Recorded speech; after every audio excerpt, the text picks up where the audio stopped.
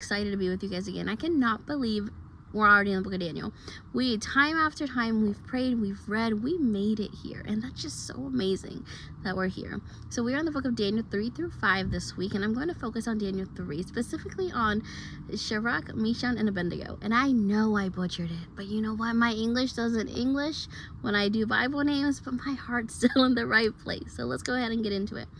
So we have Nebuchadnezzar doing this whole rule about being like, hey, y'all need to pray for me, pray to me, and only me. And of course the three guys were like, no, I'm going to continue to pray to my Lord. And he found out about this, and he was like, the rule is literally to pray to me.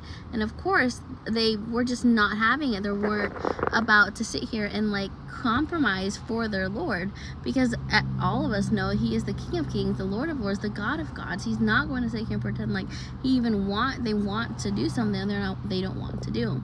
So then Nebuchadnezzar was like, all right, to the fire they go.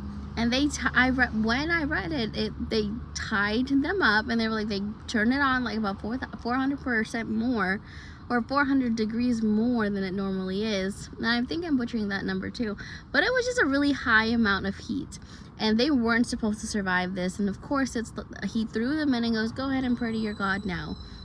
And they were in the furnace, and in the Bible it said they weren't touched.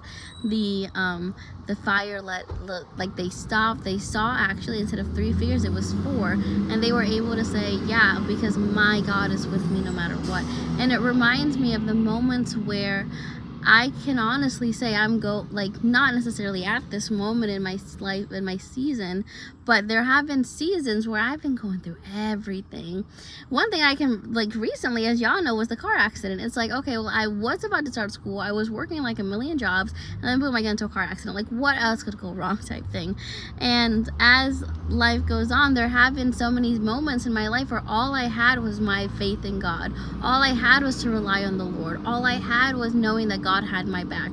And knowing that God has your back through it all is the reason that you can keep going. Knowing that the Lord is going to love you regardless, knowing that the moment you choose God, he will always choose you, is absolutely beautiful. And this story just reminds us time and time again, we as Christians, we're not promised a perfect life. We're not promised a perfect marriage. We're not promised a perfect relationship. We're not promised a perfect anything, but we are certain of a perfect God who works everything out for our good in his glory.